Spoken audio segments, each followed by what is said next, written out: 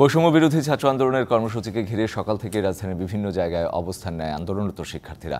তাদের সাথে সংহতি জানিয়ে যোগ দিয়েছেন মুক্তিযোদ্ধা, সাংবাদিক, শিক্ষক, অভিভাবকরাও। শিক্ষার্থীদের দাবি আদায়ে সবাইকে মাঠে নামার আহ্বান তাদের। আর আইনশৃঙ্খলা পরিস্থিতি নিয়ন্ত্রণে মাঠে রয়েছে পুলিশ।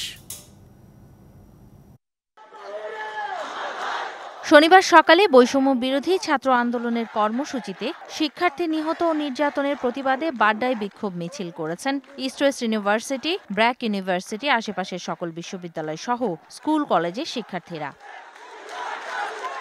শিক্ষার্থীদের এই বিক্ষোভ মিছিলকে সমর্থন জানাতে মুক্তিযোদ্ধা, সাংবাদিক, শিক্ষক, অভিভাবকরাও উপস্থিত হন। তাদের দাবি, এই আন্দোলন আর কোটার আন্দোলন নেই। দাবি আদায় না করে কাউকে ঘরে না ফেরার আহ্বান জানান তারা।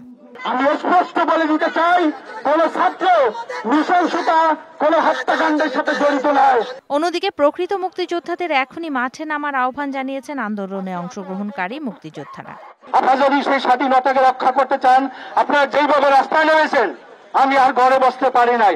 শাহবাগে বৈষম্য বিরোধী ছাত্র আন্দোলনের কর্মসূচিকে সংহতি জানিয়ে সন্তানদের পাশে অভিভাবক ব্যানারে মানববন্ধন হয়েছে। এদিকে জনদুর্ভোগ যেন না হয় তা নিশ্চিতে মাঠে রয়েছে আইনশৃঙ্খলা বাহিনী। ঝুমি রহমান, ডিবিসি নিউজ, ঢাকা।